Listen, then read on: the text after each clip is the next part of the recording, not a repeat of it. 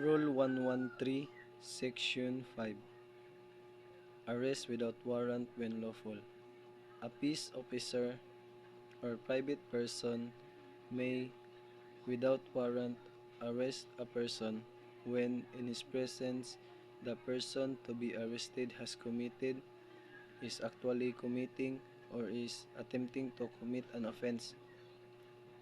When an offense has just been committed and he has probable cause to believe, based on personal knowledge of facts or circumstances, that the person to be arrested has committed it, and when the person to be arrested who has escaped from penal establishment or place where he is serving final judgment or is temporarily confined while his case pending, or has escaped while being transferred from one confinement to another. In cases falling under paragraph A and B above, the person arrested without warrant shall be forthwith delivered to the nearest police station or jail and proceed in accordance of Section 7 of Rule 112. Rule 114, Section 23. Arrest of accused out on bail. For the purpose of surrendering the accused, the budsman may arrest him, or upon written authority endorse on a certified true copy of the undertaking, cause him to be arrested by a police officer or any person suitable of age and discretion. An accused released on bail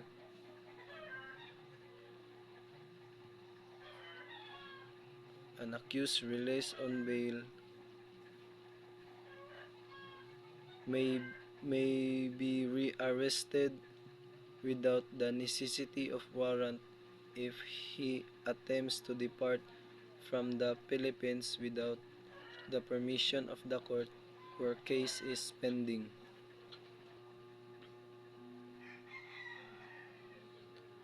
Rule 115, Section 1. Rights of the accused at the trial. In all criminal prosecution, the accused shall be entitled to the following rights: to be presumed innocent until contrary is proved beyond reasonable doubt, to be informed the nature or cause of the accusation against him,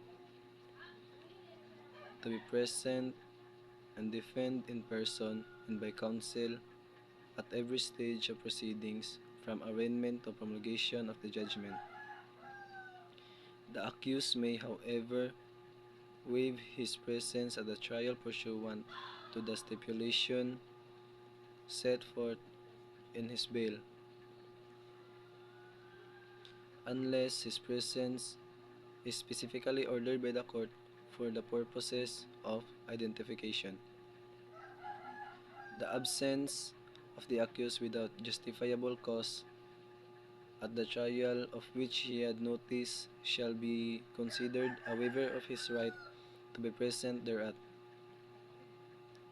When an accused is under custody escapes, he shall be deemed to have waived his right to be present on all subsequent trial dates until custody over him is regained. Upon motion, the accused may be allowed to defend himself in person when it sufficiently appealed to the court that he can properly protect his right without assistance of the counsel. to testify as a witness in his behalf, but subject to cross-examination on matter covered by direct examination. His silence shall not in any prejudice him to be exempt from